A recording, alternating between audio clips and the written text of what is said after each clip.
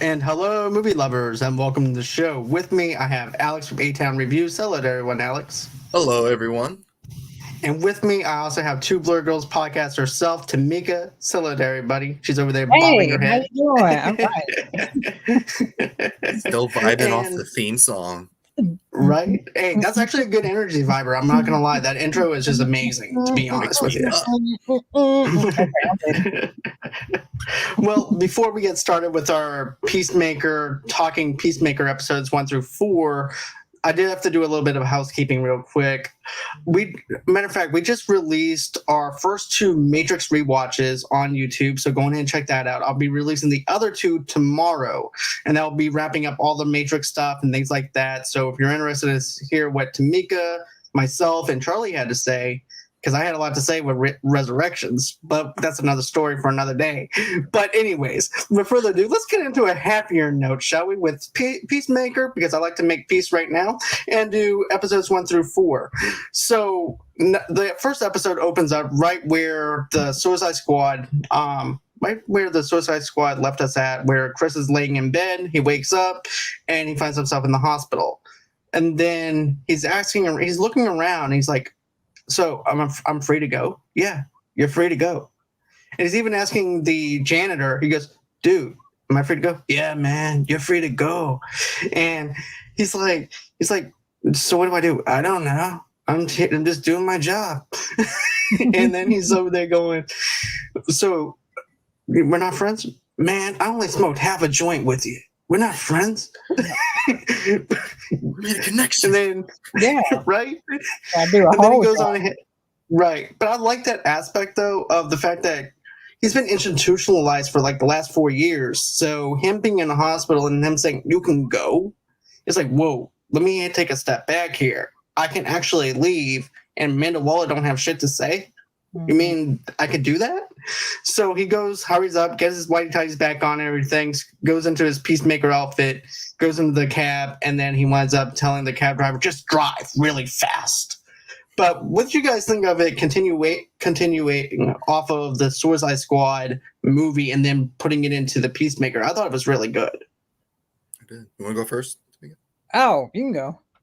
Oh, yeah. 21st century. I was really, I liked it. I liked how it just got right into the show, get right started. I love that whole opening scene. Any chance to see John Cena naked as much as possible is a plus. I'm not even attracted to men, but just at that point, you have to just appreciate the art that is his body. My God, I need to start working out more. Get that. But I also loved that little banter he got with the janitor. And the janitor is like, oh, you're the racist superhero. He's like, no, I'm not. He's like, fine. I will put more effort into killing more white people. You happy? Yeah. Yes. Yeah. And I love that so much. Yeah, I thought the continuation was really good.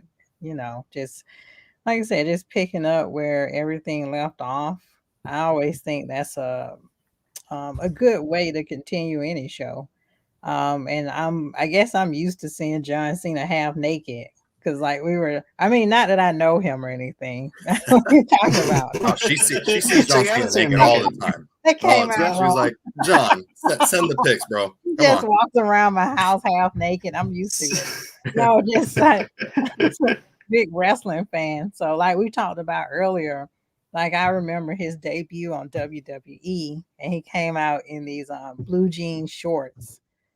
And I was like, what the hell is this? Another Eminem knockoff?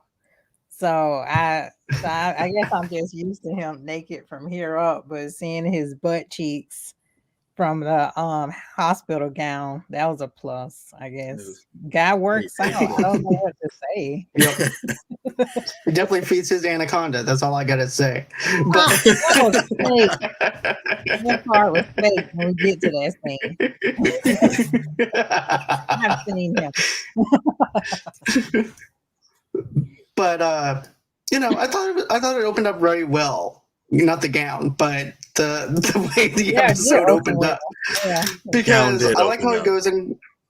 Here's another thing though that I thought that was funny though. He goes and sees his dad, Oh, and of course, his dad's like this hard ass. He's of course T-1000 from Terminator 2, and He's also an played on The older model now. Sopranos. Yeah. But he's also a racist. He's also the opposite of what John Cena is, in a sense, because John Cena tries to accept people for who they are. His father, on the other hand, is a total 360 and everything too, especially when he goes, "Hey, Dad, can I go ahead and have the helmet? What did you make?" And so he winds up giving him the helmet and stuff like that. But also, too, I like how he ends up telling him, "Hey, look, I was on this other special ops team, and we had this one person named Ratcatcher, and Ratcatcher can go ahead and manipulate rats. And then we have this other guy who was afraid of rats, which was Idris Elba." And he goes, "Please tell me that he wasn't the one that shot you." He goes, "He was the one that shot me." And, but I like the banter between the two of them as father and son. I thought it actually works. I thought the dynamic was very well done. Yeah, he oh gosh, I forgot that actor's name, but he seems to be typecast as the horrible father figure because he was in Walk the Line with Joaquin Phoenix playing his dad, but he was an alcoholic, abusive dad. So I'm gonna need him to like move out of this abusive father role. Well, he was also a degenerate gambler off of the Sopranos, though, too. Oh, jeez. Remember? Tony ends up as a psychopath Terminator than an abusive father. And a degenerate. Yeah. Does he have kids in real life? I hope. Do we know? If he does, I hope he's actually. I'm pretty sure he's actually a really good father if he does have kids. But you imagine, his kids watching the movie, any of these shows, and he's just like, "Yeah, that's what our childhood was like." What? Yeah. No. Yeah, I'm so jealous of those kids. Why can't you act more like that? Right, and then. I always do this to her. Right? I always do this to her. I'm like, yeah, right. Okay, let's just move on here. Okay. But falling into traps. But the scene in the trailer, though, was go on ahead, Alex. I was just also gonna say I like the dynamic. Also, the dynamic they set up between Peacemaker and his dad, because it just shows where Peacemaker comes from, so you get more of an understanding like why he's such a jerk. At first you're like, oh, why? But like, and you really like when they're communicating, you can see that he just wants his father's love, and he's like trying to do anything he can within his own created boundaries that he has, what little boundaries he has to appease him. And he's just you see more of Peacemaker in those scenes when he's talking to his dad. Like he's just a vulnerable, innocent little boy at those moments. You really see him weaken and vulnerable, and I like those scenes. It shows how deep he is as a character. He's not just this buff, dumb, violent guy. Yeah, there's more to him than that. Mm-hmm. Right, and I like the layers that John Cena brings the character. He has a very charismatic way of caring about him. Whenever he's alone by himself, that's whenever he's true self. And then whenever he's with everybody, he has to put on a show acting like he's this big tough guy and everything, and a total douchebag and everything too, especially in the restaurant scene and stuff, which we'll get to a little later. But, I just really like how John Cena brings out Peacemaker, because at first I'm like, I don't know, I'm not really a big John Cena fan when it comes down to his acting style and stuff like that. It's just not for me. But with Peacemaker, he found a way for me to like him as an actor playing this role. To me, he is Peacemaker. He's dedicated to the role. He is Peacemaker. He is Chris. So that is something that I really did appreciate, the fact that John Cena managed to do this role perfectly. If you actually look at it like this, Marvel turned him down and everything for different roles. Yeah. Oh. And nobody wanted to really work with him with any type of comic book properties. And then DC and James Gunn brought him in and everything. And now look at him. He's pretty much proving Marvel wrong and Disney wrong on so many levels of what he can bring. But yeah, he got turned down. I forgot what parts or whatever. But yeah, he did get turned down from Marvel. Like blacklisted or something, or They just didn't think he was a good fit at the time, I think. I don't think that they were looking for someone on that caliber of what John Cena is. And also, too, at that time, probably, too, John Cena probably needed to work on a little bit more of his acting skills. Because I'll even own up to this. I even said that I didn't like his performance in F9. But with this one, I'm sold on. Here's the thing. I always try to give an actor a chance, regardless of the fact that I don't think that they're the strongest actors. Like, I saw him in Trainwreck. I didn't really find him in Trainwreck. I thought that he was forcing to be funny. And then even in C Blockers as well, and Blockers, I didn't think he was that funny. This one, he found a way to make me laugh. And comedy is the most subjective thing and hardest thing that you can pretty much make, because everybody's humor is different. With this one, James Gunn captured the magic of Peacemaker. He knows what the character is called for, and John Cena does a fantastic job. And, you know, I also like whenever he goes home into the trailer and then he thinks that he got away with it, with everything. He's like, yes, I finally. It's kind of like in high school when you have this one teacher that's followed you from grade school all the way to high school. And it's like, yes, I finally got rid of Amanda Waller. I'm finally free. And then all of a sudden, there's a knock at the door. You have one girl that's in the back. Then you also have Hardcore coming in. Then you also have the other guy coming in and everything too into his house. And it's like, shit, I didn't get away with nothing. And he's like, how did you track me? You still have the tracker in your head that Amanda Waller put in there. So now it's like, well, damn. But I like how they try bringing him up to date on Project Butterfly and not knowing. And they're keeping a lot of secrets from him. But this is actually the worst crew to have for a secret mission for Black Ops. You know? But go ahead, tell me what you guys think of that scene and stuff. Well, I think it's going back to what you say about John Cena. Dave Bautista's acting skills aren't the best, and they put him in a Marvel film, so I feel like that was a bit personal shot. I don't know what John Cena did to Marvel, but they chose Dave Bautista, and he's still working on his acting skills, but he can play Drax. That's all I gotta say about it. I'm not like a huge John Cena fan, but I just want to be fair. But yeah, going back to the trailer scene, yeah, wasn't so didn't his dad have his pet eagly? Yep, he did. His name Eagly, and then I thought that was a very unexpected, and I was like, oh, he's hugging me, Dad. Look, Get my phone. Get my phone, Dad. Get my phone. Get my phone. I was like, what is going on? Okay, all right, James Gunn, I should know. But yeah, the trailer scene was it was very odd to have people up in your home like that. And yeah, I think the only person that maybe qualified for a mission like that was probably Hardcore or I think his name is Murr, the lead guy.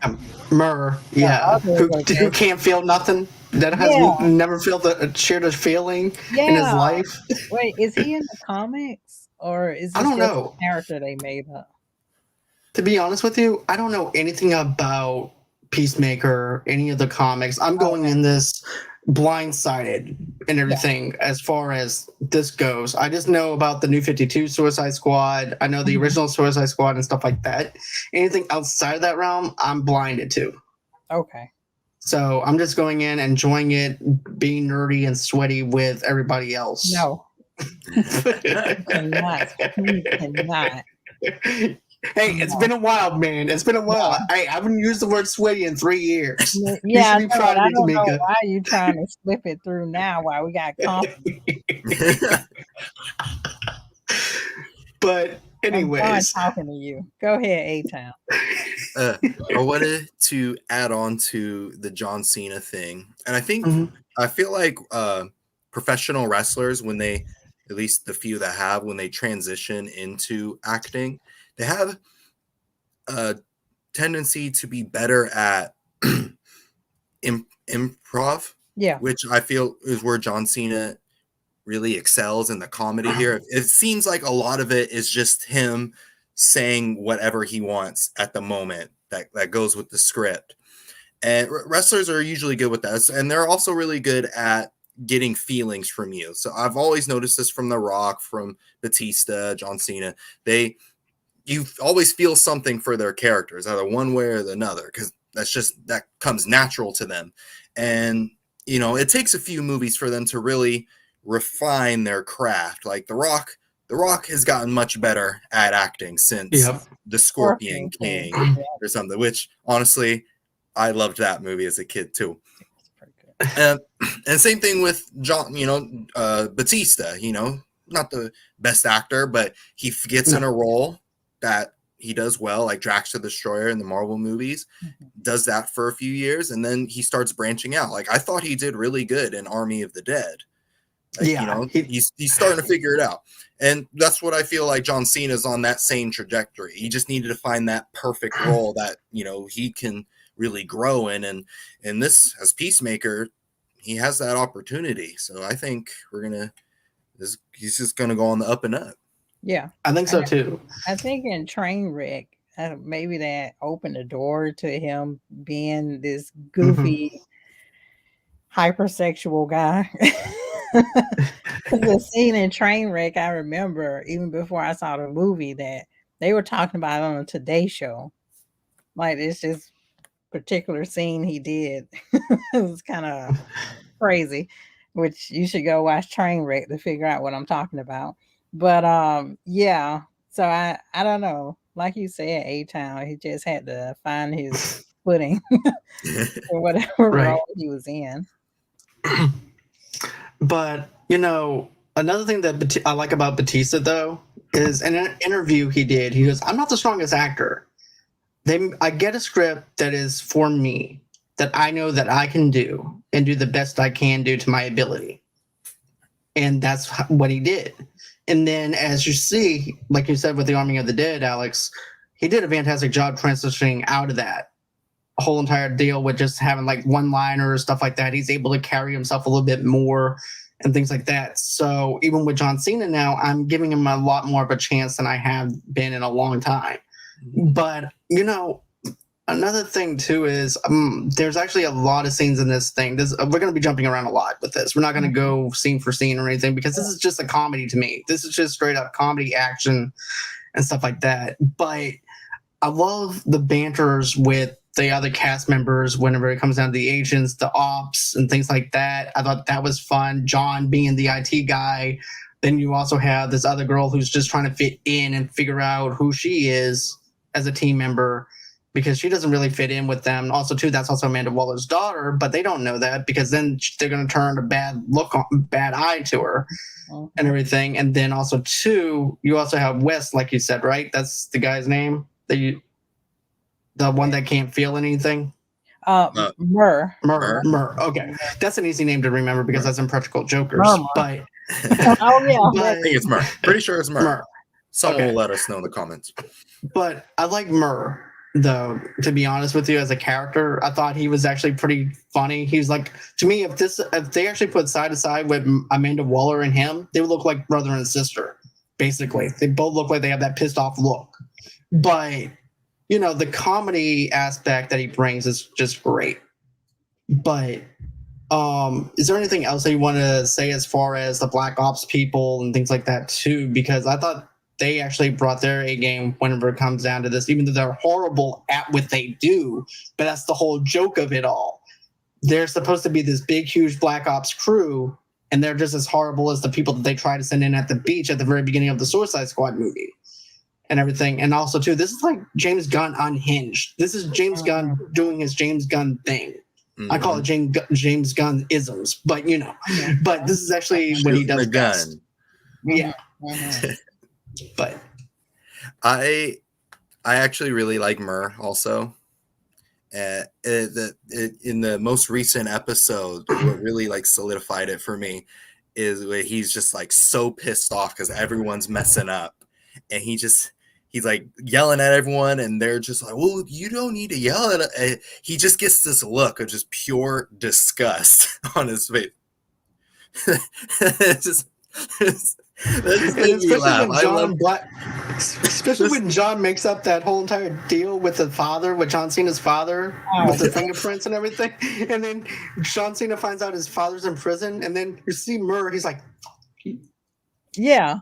Is he talking to me about this? He is talking to me. Probably. Oh man. but yeah, I thought that was funny. Then of course, you also Luke. Hey Luke, how you been doing, man? We need to do another show together soon. Hey, Luke.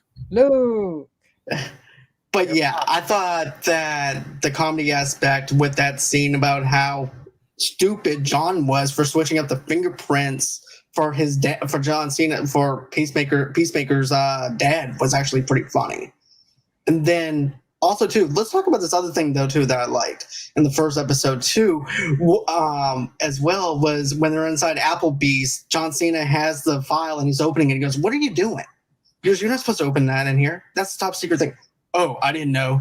And then he goes, "Hey, sugar ass," or something. I forgot what he winds up calling. Oh, Sweet cheeks. Sweet cheeks. Yeah, sweet cheeks. Oh, they're sweet cheeks. Hey, sweet cheeks, come over here. And at that point, I thought automatically that was his dad talking. It was no longer. He goes, "You can't say that." "Why not?" "Because it's rude." "It is?" I thought it was a compliment. Yeah. No, she has very rosy cheeks. They look horrible. No, he's talking about her ass. What? That's disgusting. Oh my God. Rude. Inappropriate. And then he's also wearing his Peacemaker outfit. Yeah, to the Applebee's. helmet and everything at Applebee's. It's a uniform. Excuse It's a me. uniform.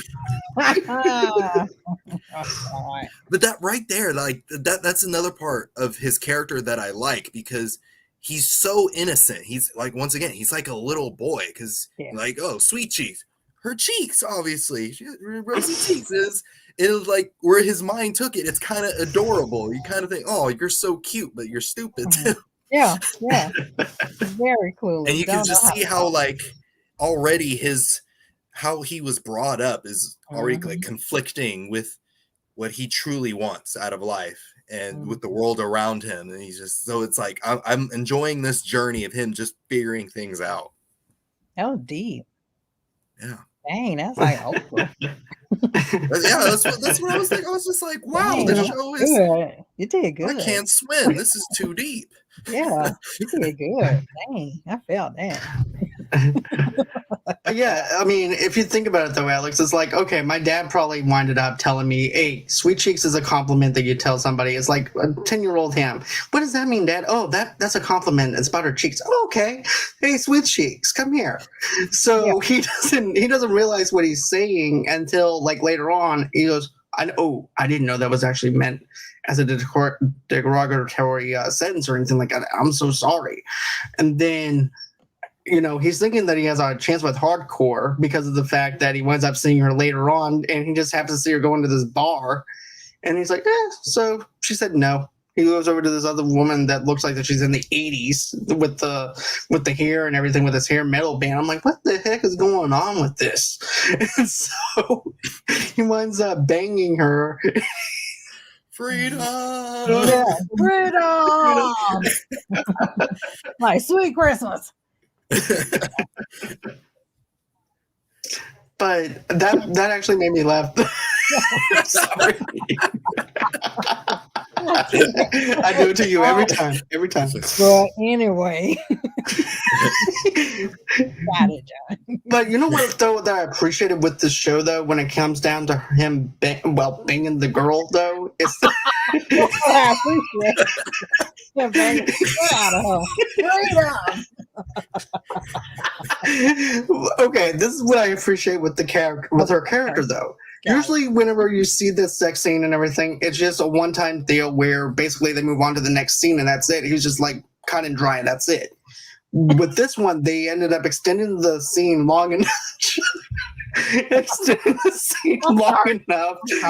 To where, he's over there in his white tighties, he's singing to her vibrator and everything, and then next thing you know it, and then next thing you know it, She just has this look like she's going to go in ahead and kill the hell out of him. But I like the fact that they winded up giving more for her to do rather than her just being a piece of ass that he got and that was it. Because it could have been just like that. So they gave her more stuff to do rather than her just becoming a side piece. Yeah. So even though she wanted to kill him, but yeah. Well, can we talk about John Cena's sick dance moves?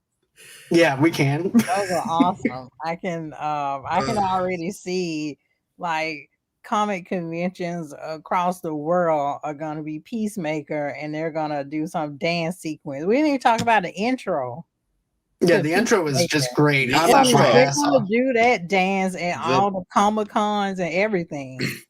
I remember just starting the show on episode 1. I'm like, all right, let's see how Peacemaker is, and then just him coming up. I'm like, oh my god, this is the greatest thing I've ever seen this year. Yeah. So far. Yeah, and then the guy on his shoulders, I was like, who that guy is? Okay. And then it's like I didn't even know I needed this show until I saw this show. That's how I was. Yeah. I said I didn't even know that I needed John Cena as Peacemaker in my life until I saw that intro. Because that's what made me I'm like, yep, this is James Gunn. This is his world. Yeah. This is all I want out of life right now. Yeah. John Cena, whitey tighties, and saying freedom while he's banging a woman. But but you know what else could... It took me a few It took me a few seconds to realize he was singing into a vibrator. Yeah. I was just like like, that's random that she'd have a microphone in her house. and then my brain's like, Alex. oh, Alex, it's not a microphone. I'm like, a vibrator. But you know what though? It is conveniently just laid there on the counter. Yeah, I was just like, it's by the record player. It's obviously a microphone. That's where my innocent brain took me. We should clue you in that women don't just leave their vibrators in the open. No. I mean, it should have been clued in. Like, something not right here. I don't. But you know what though? Is that a good place to leave vibrators? No, it's not. No, they're hidden. Especially something that big. If you in Sex in the City, that's how I knew that was a vibrator. My innocent little self. Because I got a vibrator up here. I was like, oh, it's not a neck massager. No, like, definitely not. Neck massage. Oh, that feels good right there. they sell it as one on Amazon, but if it works, it works. Yeah. Cool. But you know what else America needs though right now, Tomeka and Alex? No, what? Vibrating. They need a Manscaped. Oh boy. Manscaped. Yeah, they need a Manscaped. Because here's the 2022 and resolutions you can actually keep. How about having clean and shiny balls all year round? Our sponsors at Manscaped are to save your balls and John Cena's balls at the same time. So that way when he's screaming into America's way of life, he can make this year and make the ball drop into 2022 the cleanest and sexiest ever. Set your first year's resolution and good intentions and join the 4 million men worldwide who trust Manscaped. With our exclusive offer, go to manscaped.com and insert Movie Loves Unite for 20% off and plus free shipping. And, I could just imagine John Cena just shaving with the wrong tools all his life and everything, especially with the innocence that he has as Peacemaker. He just thought, I need something in my life, something that I know that's not going to hurt me because I spent many years because of my schlong being so big and everything, and I'm just going to be in the emergency room again. So you know what? It's a new year. It's a new him. With the global leaders and below the waist grooming this year, take your package to the next level with their package 4.0 and brand new ultra premium body wash. I use the body wash, to be honest with you, and it's actually fantastic. I don't even want to leave the shower. That's how good it is. But inside the Performance Package 4.0, you'll find the Signature Lawnmower 4.0. The electric trimmer is designed to trim hair on loose skin. The advanced skin-safe technology reduces cuts and nicks on your delicate nuts. It also comes equipped with a 4,000 LED spotlight that will shine the light to the promised land. Oh, all the way into 2022, and it looks to be a grooming routine isn't complete without applying crop preserver and crop reviver before showing off your 2022 self. Those unique formulations take care of the smelliest part of your body and a big boost to your confidence into the new year. And I'm just going to say, I love my Manscaped. Manscaped is just fantastic. I also like the. That's also another thing that is really great 2022 as well. But, another thing too is to complete the set Manscaped, they threw in a shed travel bag and anti-shaving shafting boxer briefs as free gifts to keep all your goodies stored comfortably. And the new product that needs no introduction, the Ultra Premium Body Wash from Manscaped, solves all three of the perfect additions to your daily grooming routine. But in the shower, I shower every day, like I said, and hope you do too.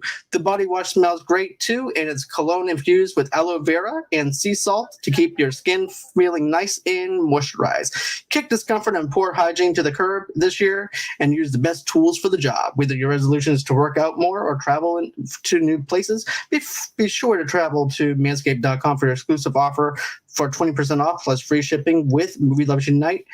And that's Movie Loves Unite with your free shipping and handling. So, like I said, that's 20% off, and let's get back into the show. Cool. I do feel like Peacemaker would like Manscaped. He definitely would. He would definitely be singing with it. Much better than a vibrator. Yeah, you totally. Yeah. Freedom. But let's talk about Vigilante. The other, which is like Deadpool in the DC universe. It is like Deadpool. He sounded like, for a split second, I was like, "Is that Ryan Reynolds?" Just for a split second, when he's in the costume of it. I'm loving Vigilante. He's a ride or die homie. He's great. I think he is hilarious. Like that introduction where he's just outside Peacemaker's windows, like, "Dude, are you jacking off right now while you're watching me?" Yeah, it's like, dude, why would I do that? Because just look. I'm not looking, because if I look, you're gonna show me your crotch, and if you show me your crotch, you're gonna get jizz all over my face. Dude. Telling you, just look. I don't have my dick out, for crying out loud. My crotch. Look at my crotch. Look how shaved and preserved it is because the lawnmower 3.0. Just look at it. Yeah. Fancy. But yeah, but I loved his character. I also like it when hardcore is like, go back home. You can't see me. Yes, I can. I can't see you. You're right behind the dumpster because you can't see me. Yeah, John Cena reference, right? Yeah. Exactly. Yeah, but also to the girl in the apartment though attacking John Cena as well, and then I thought he was going to throw her out the window because that's what I would have done. I would have too, but apparently that wouldn't have worked. that scene legit terrified me. Like, I knew she was going to attack him. I was like, okay. This is going to be one of those things where they have sex and then she's going to try to kill him. I thought she was just going to be like just a normal person, but more skilled. But then when she started doing all the noises, I was like, oh, dear God. She's doing all this? Yeah. Can't have that. No. Like you said, I thought she was just going to be like a spy or something. They came to take him out. And I was like, oh, it's like James Bond when all these women try to kill him. But yeah, when she started making that noise like a raptor or some dinosaur or something, I was like, oh shit, something's going on. and he kept getting stabbed. And then all the hits she took, I was like, that's not normal. This ain't no. Well, as soon as she wound up acting like the Grudge, I'm like, okay, this is a whole different level of anything that I've seen. And then of course she's over there, they're body slamming each other, she's getting the knife out, slicing and dicing him, and then of course she winds up throwing him through the wall. I'm like, ooh yeah. And then it's like she learned some of John Cena's wrestling moves, and then next thing you know, John Cena just decides to go in and hop out the window instead of throwing her out the window, and then next thing you know, it looks like a scene from Terminator. Yes Terminator 3, Rise of the Machine. Rise of the Machine. Oh, God, Rise of the Machine. No, Terminator 2. Terminator 2. 1 or 2, not 3. The others don't exist. Right. You are right. Dark Fate was pretty good. But anyway, back to the show. Just so we all know, let's make this clear. Yeah, let's make this clear now. But yeah, that was crazy. I don't know. I mean, it could be chalked up to maybe she just got some wrong heroin, or bad the right heroin. Bad drugs, some PCP make you jump out the window. Him jumping out the window, though, that was probably the most realistic thing of the show. Because if someone was attacking me like that, I'm like, well, I'm going out the window. Yeah. At least that will be a less painful death, hopefully, if I land right. Yeah. I'm just picturing him running half naked, just in his tidy whities through the parking lot. He was half naked fighting. And also crawling all the way to his car just to get the helmet that he has, and then he winds up just obliterating her. That was crazy. That was awesome. I was like, okay, she's gonna get knocked away and break her neck. No, she was everywhere. Yeah. He magnetoed her. That was awesome. I was like, yummy.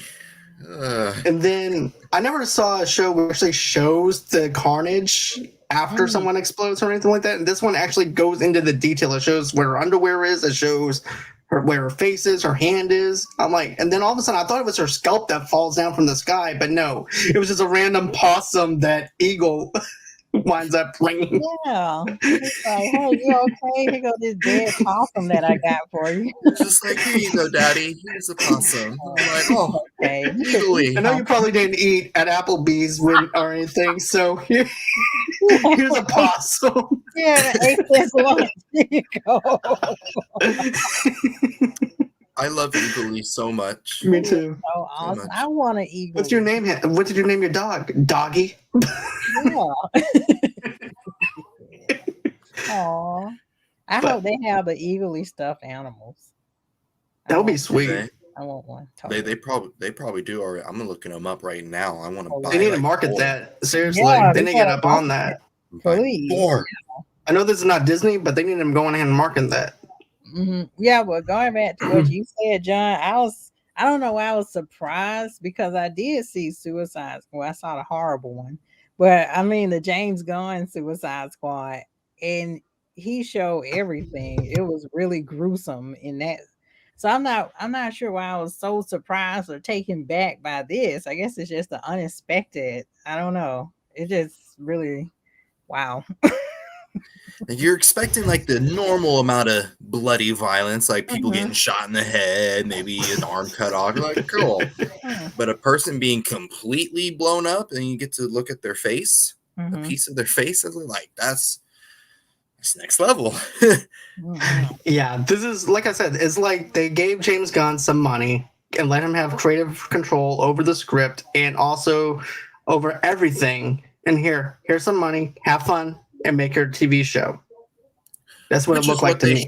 They should let directors and producers do that more often, and then just like see if it works out. Like DC has not much to lose. Like their whole cinematic universe is in shambles. So like, hey Brandon, hey baby, hey Brandon. But I really feel like. Yes, exactly. Yeah. No. You're good.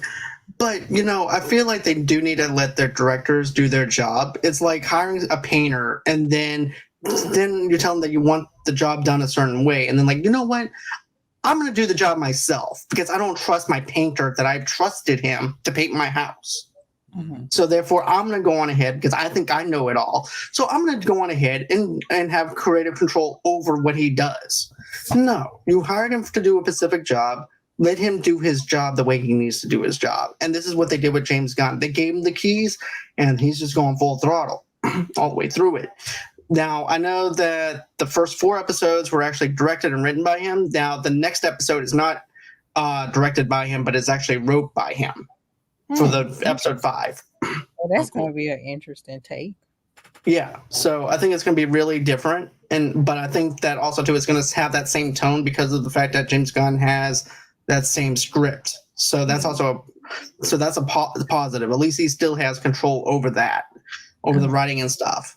So, but just different directors, which I'm okay with having different directors. The way they don't have to feel like they're, chained up to this whole entire thing, and they can let everybody else have their own creativeness over the episodes. Right. So I'm fine with that. They did that in the Mandalorian. They had like a different director for each episode. It was really awesome. Yeah.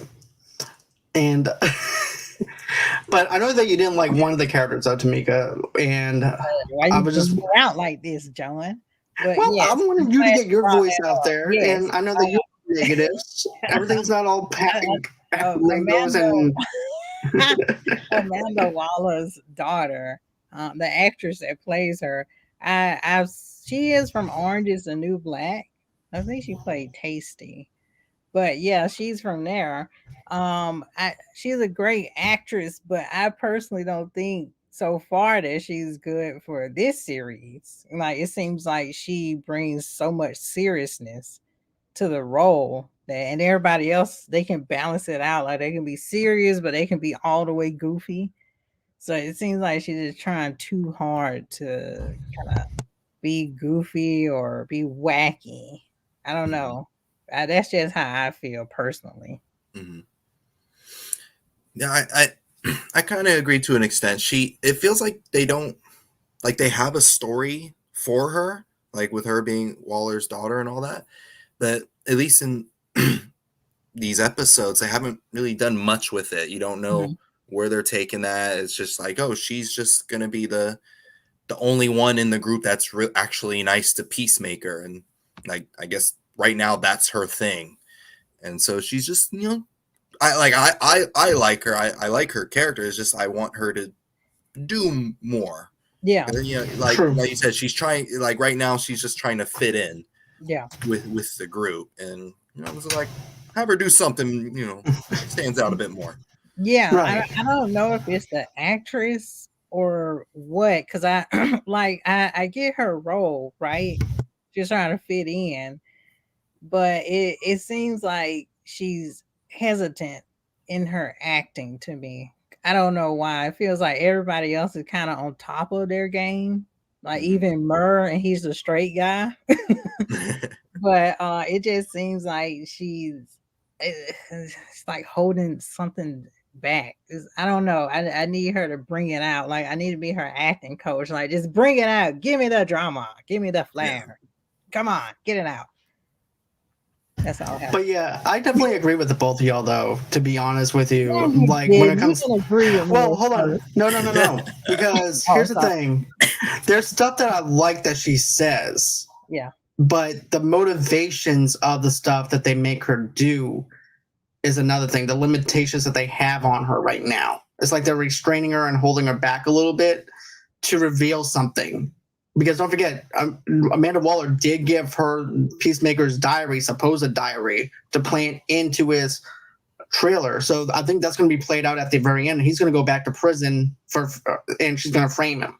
Or she's not going to do it and somebody else is going to do it. So that's one of the other two things. And then next thing you know, she might get kicked off the task force as well. So that's another prediction I have on the direction that she can go on, because it's just out of character for her to plant that evidence on her unless they actually have something on her herself and everything too, other than being Amanda Waller's daughter. But the thing that I like is the charismatic stuff that she says to Peacemaker, especially when you're dealing with a father that's racist. And it doesn't matter who your parents are. That's who they are. You're going to love them whether they're racist or not racist or anything like that. And I'm not going to love my here's the thing. I'm basically putting myself in the character of Peacemaker. Okay. I was just like, okay. No, okay. And the character of Peacemaker. I love you, Grand Wizard Father. Right. But no, I'm trying to just put myself in the place of Peacemaker. That's all he knew all his life, is this man that he looked up to and wanting to get the love that he wants from him. even though that's not the love that he needs or wants or needs to have in his life. So she's actually the voice of reason. Whenever we have Vigilante driving him over to the police station to visit his father, just what are you doing? And that also could actually throw him back in jail as well. So he's risking everything to go back to jail again to see his father. Now that's love right there. But I like how she winds up saying this to him. Why are you doing this? Your dad's a racist. He mistreated you. He goes, how do you know? You don't know nothing about me. It's in your file, Chris. It's in your file. Mm-hmm. I know everything about you. All the mental abuse that you took. I know everything that he's done to you. This is not a man that you need to have in your life, whether you think that you do or don't. You need to be surrounded by people that actually care about you, but that's hard to do, especially when you're on a Black Ops thing and nobody really cares about you other than doing Operation Butterfly, which is what they're actually basically hiding everything from Chris, even though he has the file and he's not reading it or anything like that. But, they're still withholding information from him, and it's not to the point where he can trust them to be that, have that friendship with them because of the fact that they're lying to him.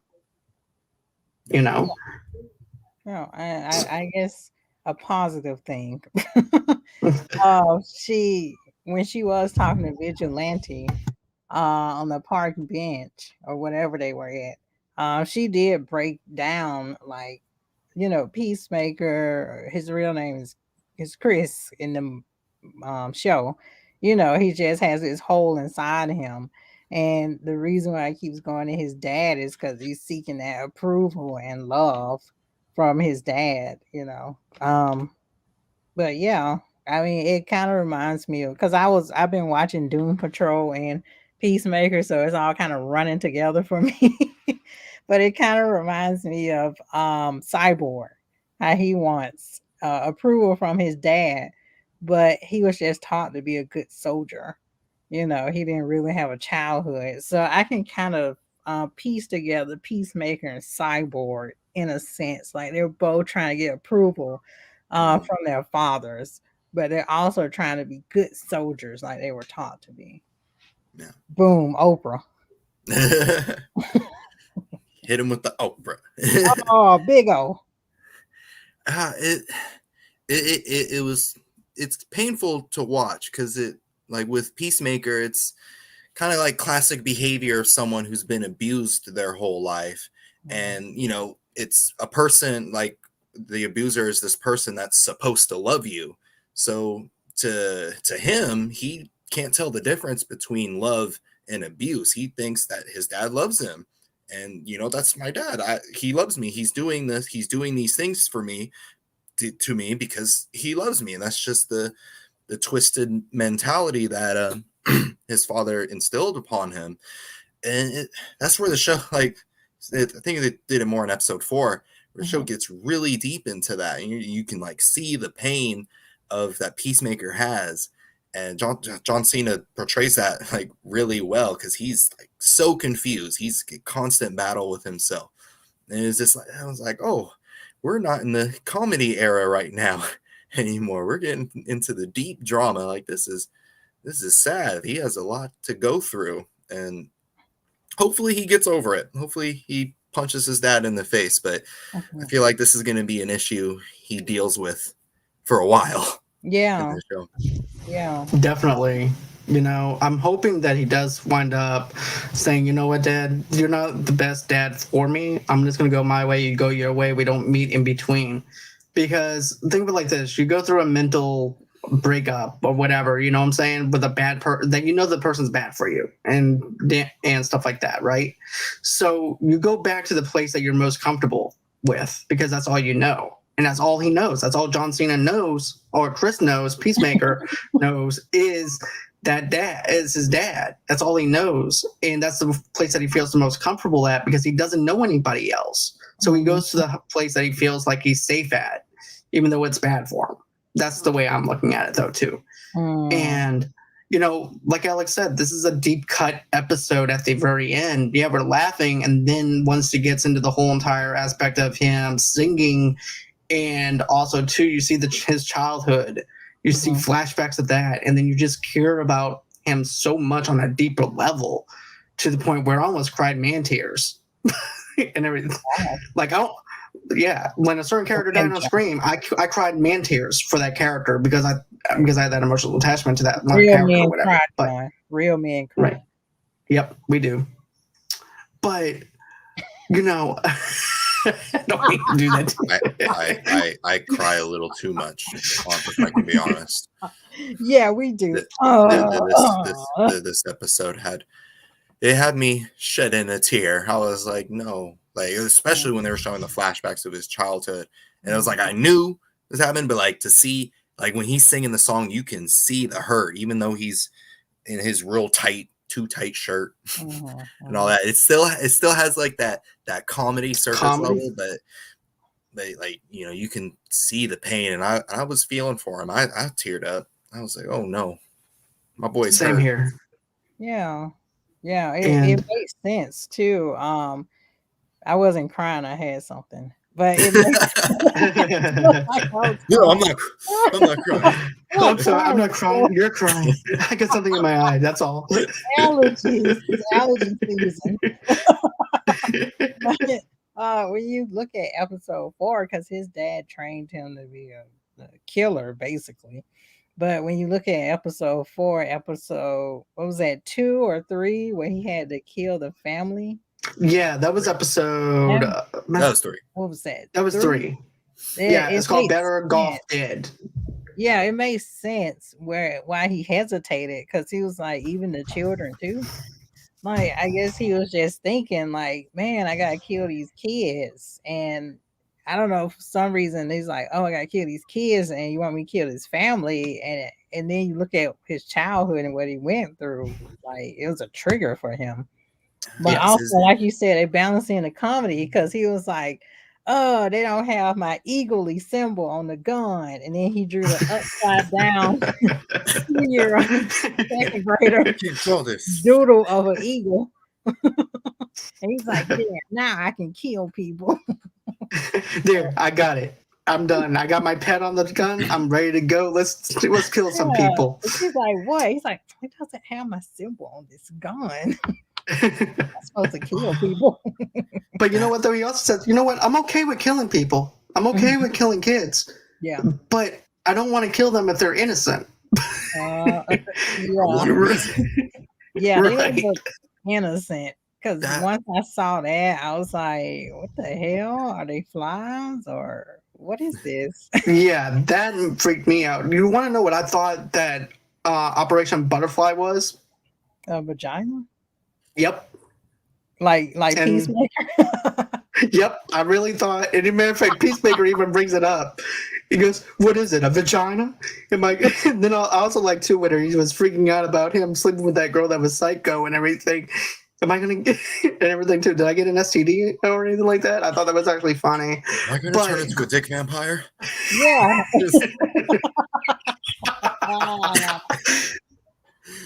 Oh gosh.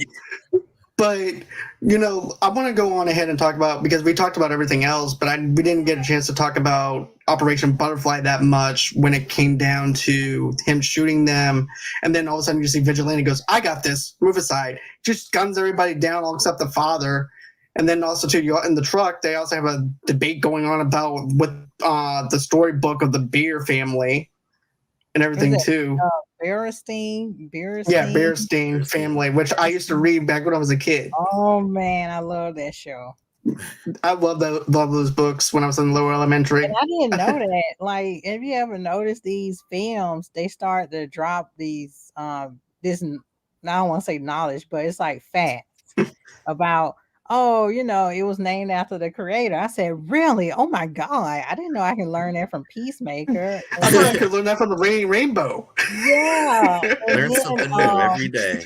Yeah, the second episode, sorry, I don't know if I can cuss. It messed me up. Oh, okay. Well, I already said it messed me up, so I can't go back. Well, the way I see it is this: we're talking. We already said dick. We already said manscape. We already said banging. We covered all the basics here at Movie Lovers Unite. Off the real. But the second episode really messed me up when the girl was talking about what was that? Peacemaker kidnapped the couple, right? And then the guy was talking about gosh, that song Pumped Up Kicks. And I forgot the name of the band. And she was making fun of him. She was like, "Oh, you like a song about a mass murderer who shoots schools up?" And I was like, "Wait, what? That's what that song's about?" Did you know I actually went and looked at the lyrics? I was like, "Oh crap, I was singing that. Oh my god, God. horrible song." Because I was so happy. I know. It's like, "Oh, I love the kids with the pumped up kicks and stuff." And I was like, Yes, "Oh that's my, right, I that's thought it was right. about kids with some great shoes." No, it's about kids running from a school shooter. Oh no. And I'm thinking, you know what? I was thinking to myself, I need to download this song. And then now I'm like, never mind. I don't need to download it. I don't like Read this the song lyrics. anymore. Read No. the lyrics. They were playing it in Starbucks. They were playing it at Target. I was like, "Oh, it's my song all together." Yeah. Oh, Lord. As soon as I hear that song playing in a public setting, I'm getting the hell out of there. Oh, Me please. too. Yeah. Like, uh-oh. That's a hardcore Target. Don't want anyone getting any ideas. I'm gonna get out of here. Yeah, man, Right. that's in the Gap, Old Navy, everywhere I went. I was like, it's a good song.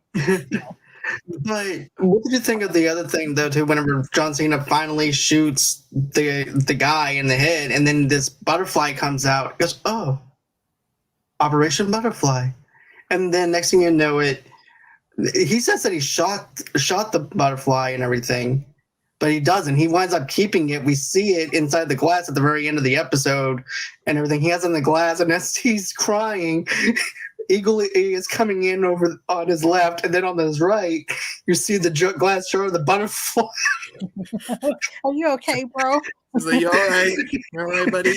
Well, first he was smoking pot, Peacemaker, and then he blew Bluey. the butterflies high. He's like, "Bro, you okay?" He didn't talk, but you know, they both want to know if you okay. That's how I would say it. But my friends from me go, "Bro, are you Bro, are you okay?" Like, whoa, I'm in this glass jar, man, yeah. and I'm just trying to roll over here and see what's up. Aren't we all? All right, well, I'm gonna roll right back over here. You need me? Roll another fatty. That's actually how my friend Stormy talks, but yeah. Oh, geez. Oh my God. Can we go back to the miniature size bodyguard? Yeah, let's talk about him. What Judo his master. name is? Judo Yeah, master. Yeah, I was, and when I saw him and he's like walking, and I was like, "Oh my God, what kind of wrestler is that?" It's Rey Mysterio. Yeah, I was like, "Oh, he did look like Rey Mysterio." And then he's like kicking all their asses. I was like, "Dang, darn vigilante!" Like, I'm sorry, I'll go. Please stop. Stabbed it. Fuck, my bad. I loved it. Yeah. I like that Judo Master is always eating Yeah. that bag of chips. Even when he gets out and he escapes, and then of course John Cena's, of course, you know, Peacemaker's looking for him. And all of a sudden, in the wind, you see a bag of chips just roll down the street. Yeah. It's like, "Hey, give me some." When they kidnap Peacemaker, yeah, that's the scene when they kidnap Peacemaker and he was across from him. And usually when you have that banter where the bad guy is talking shit to the guy tied up, it's like, no, this dude eating flaming hot Cheetos right in front of you. It's like, "What you eating? Cheetos. Want some?" "Yeah." Throw it to your face. I'm like, okay. I was like, what is going on? I could not. And then he's torturing the guy that's tied up to get to Peacemaker. He's the alpha. And Peacemaker just doesn't care about this guy. He only met him for a day or two. Like, "Don't worry, I'm not going to give him nothing." Yeah.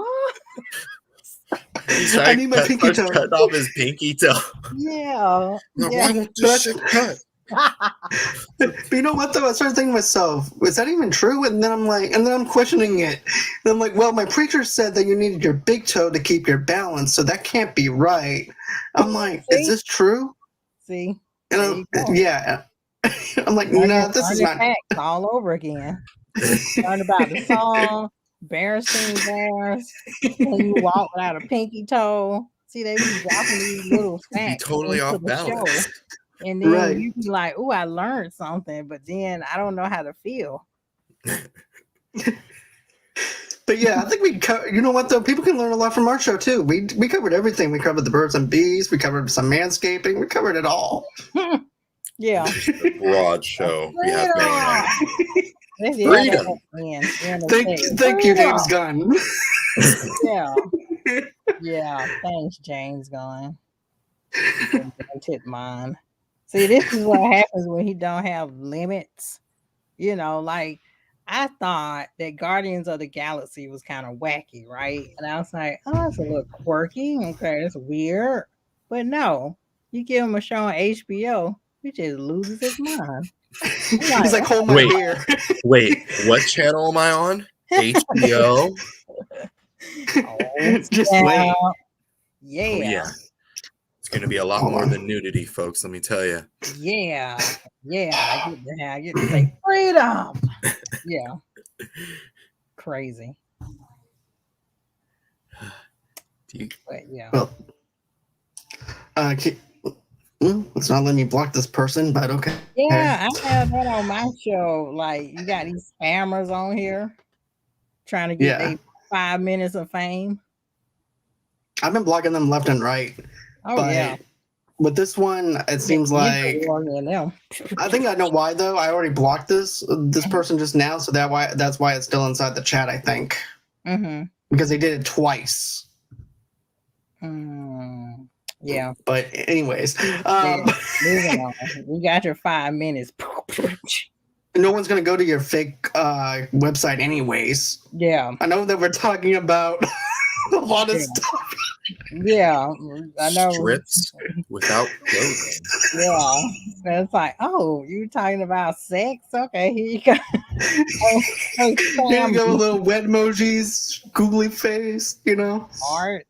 That's kind of terrifying. Like stripping without clothing. So they're already naked, but they're gonna strip. So like some Hellraiser stuff, they start taking off their skin. Yeah. Well, you know what it is? They're butterflies. They're butterflies. Yeah. That's what they are. We got butterflies commenting. Yeah. Hello, butterflies. Hello, butterflies. We'll put you in glass jars. Stripping without clothing. That sounds like a bad YouTube channel. Welcome to stripping with clothing. Anywho, is there any other final thoughts on the show?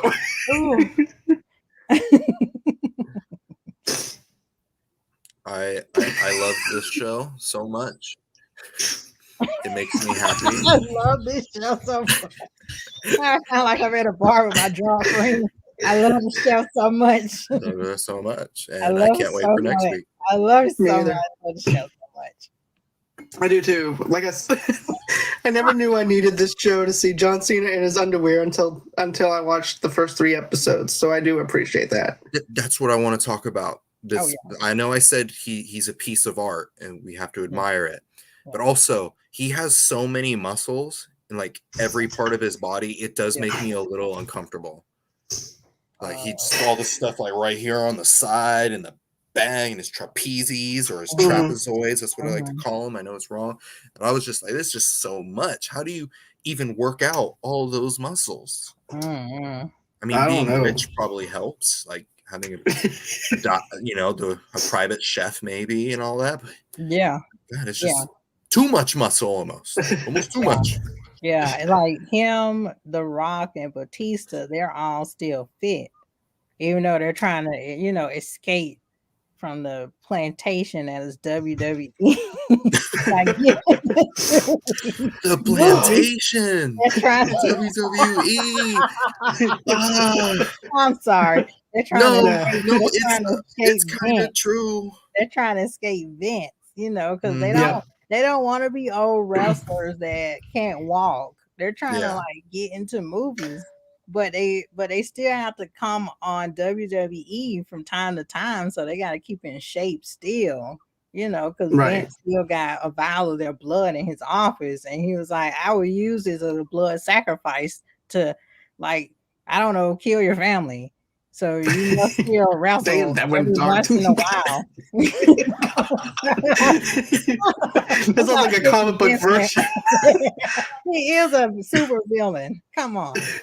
That's true. That is very true. He He is. doesn't just play one on TV. That's true. But That's you Bret know,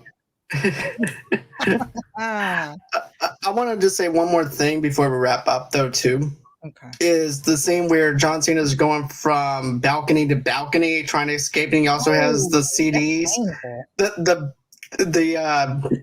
stuff like the old rock ballads, and and plus his underwear. I'm like, what the heck? That's painful. And you can hear every bone crack. You're like, ooh, ouch, dang. I like the fact it was realistic, though. I'm glad that they didn't make it into where he's like a superhero where it didn't even phase him. He just kept jumping. I don't know why. There's so many other options, probably not. But I was dying. He just, and the scene just kept going. It's like, oh, we still got 10 more jumps. Yeah. Watch John Cena jump off some roofs. Yeah. That's the onto whole balconies. episode. Then again, he takes a lot of bumps and bruises in the ring. So I was like, he got this. He got it. Right. Just another day at the office. Man, this has been great. We need to do this again next week. Yes. But unfortunately, I'm actually booked up all next week. Oh, excuse us. Yeah, sorry, my bad. Well, I got the Cobra Kai after show I'm doing, and then I also have the Ozark after show I'm doing. Busy. So, busy. all except on my birthday on the 27th. So, Hey. You gonna take the day off? No. Yep. Oh, okay. Good. Excellent. Yeah. Celebrate. Yes. And then go to bed at 9:00. Because I can only party hard until 9. So yeah. Oh, okay. I'm partying all night. Yeah. 9:00. Yeah. One drink for you. One drink. Yep. That's one all. hard drink. And then... One hard drink. Knock you out, wake you up, go to work. Exactly. Well, with that being said, Tomeka, where can everybody follow you at? Anyway. Good segue. All right, here I go. So you can Damn, she snapped out of that real fast. Two Blurred Girls, BLERD, Blurred, which I had to tell people what it means. It's black nerds. But yeah, Two Blurred Girls. We're on YouTube, so you can subscribe to our YouTube channel. Actually, right now, we are doing Full Metal Alchemist Brotherhood. So we're reviewing all the episodes we can to March because we cannot do them all, or else that'll be our whole season. But I think it's like 64 episodes, so we're gonna do our best. So be sure to check us out every Friday. That's what we're doing, and it's at 9:15 p.m. You can, blow up our comments. And also we are on Facebook, we're on Twitter and Twitch. We're not doing games right now on Twitch, but we'll think of something. We just kind of make it up as we go. We also have an audio podcast. It's on Apple. We're on Google. We're on iHeartRadio. We're on Spotify, Amazon Music, and many more, because that's how I cut my promo short. Hopefully Tamara won't kill me. I don't think she will. I think she'll forgive you. I'm gonna find you right now. Yay! Follow, come on the show, and blow up our chat anytime. Go. Yeah. Yeah, going ahead. Oh, it's my turn. Yeah, it's your turn. She's like, go. I thought I was being Hey. kicked out. I'm like, oh, No. Oh, sorry. thanks for Tomeka. following me, punk. Now get out. I got my follower. Get out, I you was like, oh my peasant. goodness. Unsubscribe. She yelled at me. No. No. 17. I got you. I got you. Okay. So you guys can also follow me at A-Town Reviews on YouTube. I do movie and TV reviews on there, so subscribe. I'm usually on twice a week, trying to push it up to 3, depending on the schedule. I work on usually try to get it out at 10 o'clock Pacific time. I'm a West Coast boy, shaka bruh.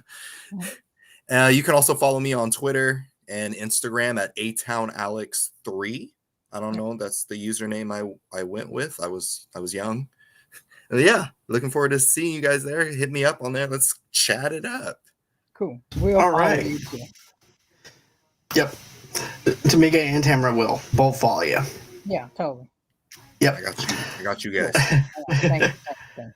Let's see here. A little bit of housekeeping before I leave.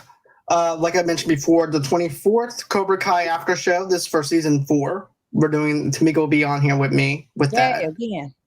8 o'clock Central Time, 9 o'clock Eastern Time. You don't want to miss that.